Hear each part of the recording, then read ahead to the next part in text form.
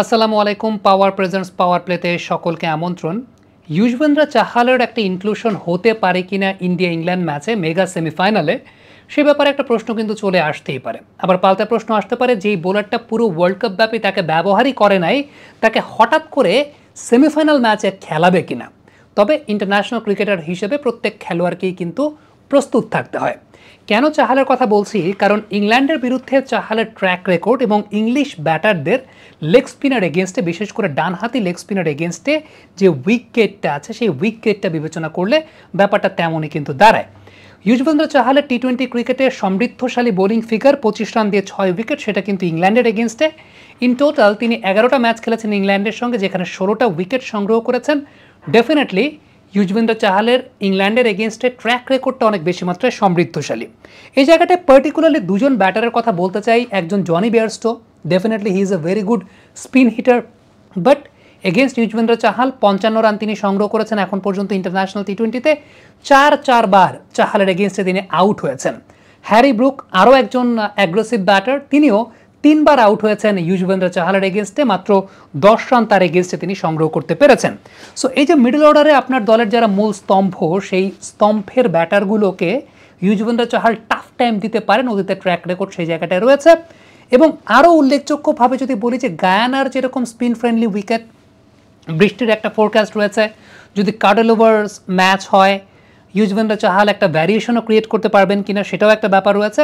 যদিও ইন্ডিয়া টিমে একজন বাঁহাতি লেগ স্পিনার রয়েছেন যিনি কুলদীপ যাদব, রবীন্দ্র জাদেজা খুব বেশি ইম্প্যাক্ট জেনারেট করতে পারেন নাই আসলে। সো আলটিমেটলি এই জায়গাটায় ইন্ডিয়া জাদেজার অপশনটাকে বসিয়ে চাহালের দিকে যাবে কিনা, যদিও জাদেজার শেষের দিকে কিছু রান, কিছু কন্ট্রিবিউশন তো অবশ্যই অনেক একটা ভাইটাল ফ্যাক্টর হিসেবে কাজ করে। So as a bowling option হিসেবে আবার আকসার প্যাটেল রয়েছেন।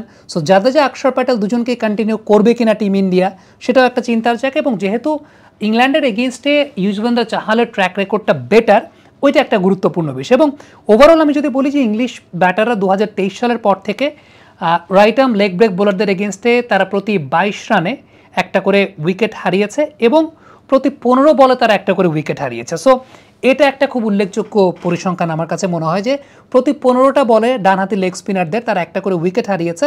এই কারণে যুজবেন্দ্র চাহালের ইনক্লুশনটা একটা ভাইটাল ফ্যাক্টর হতে পারে এই টিমটাতে।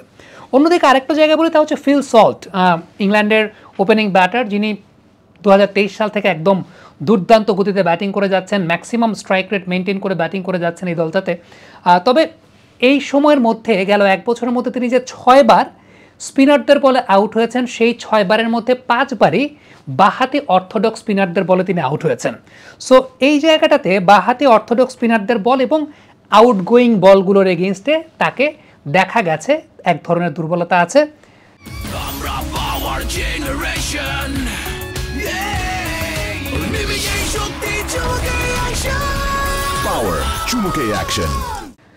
আকসার প্যাটেল, তাকে শুরুর দিকে রোহিত শর্মা হয়তো বা নতুন বলটা তুলে দিতে পারেন, কারণ আকসার প্যাটেল তিনি নতুন বলে বোলিং করতে পারেন, সেই ক্যাপাবিলিটি তার রয়েছে। এবং definitely he is a good bowler, এই টুর্নামেন্টে ভালো বোলিং করেছেন। সো ফিল সল্টের এগেনস্টে এই স্ট্র্যাটেজিটাও মেনটেন করতে পারে টিম ইন্ডিয়া। আরেকটা উল্লেখযোগ্য বিষয় বলি, তা হচ্ছে আর্শদীপ সিং। যদি আকসার প্যাটেল সেই জায়গাটা ইউজ করতে না চায় ইন্ডিয়া, যদি আর্শদীপ সিংকে ব্যবহার করতে চায়, আর্শদীপ সিংয়েরও কিন্তু অ্যাওয়ে গোয়িং মুভমেন্ট রয়েছে। সো এই জায়গাটাতে একটাই মনে উল্লেখযোগ্য জায়গা আজকে বলার মতো যে ইন্ডিয়া টিমের যে লাইন আপটা রয়েছে, সেই লাইন আপে ইন্ডিয়া একজন বাড়তি ডানহাতি লেগ স্পিনার, সেক্ষেত্রে যুজবেন্দ্র চাহালকে তারা ব্যবহার করবে কিনা, কারণ তাদের যেহেতু অপশন আছে এবং ট্র্যাক রেকর্ড অ্যানালাইসিস ব্যাপারটা সেরকমই বলছে। সো লেটস সি ব্যাপারটা কেমন হয় এবং ম্যাচ পরিপূর্ণভাবে হয় কিনা, ম্যাচ কত দূর করায়। আপনারা এর আগে একটা ভিডিও দেখেছেন যে কেন এই ম্যাচের পর কোনো রিজার্ভ ডে রাখা হয়নি, কারণ একদম স্থানীয় সময় বেলা 4:14 পর্যন্ত কিন্তু এই ম্যাচটা 10 ওভারের ম্যাচ হওয়ার একটা সম্ভাবনা রয়েছে। সো আলটিমেটলি আপনি যদি চিন্তা করেন যে অনেক দীর্ঘ সময়, কিন্তু মানে আপনাকে একদম মধ্যরাত পর্যন্ত বাংলাদেশ সময় জেগে থাকতে হবে যদি বৃষ্টির কারণে খেলা শুরু হতে দেরি হয়। Thank you very much. Comment বক্সে আপনাদের মন্তব্য মতামত জানতে চাই।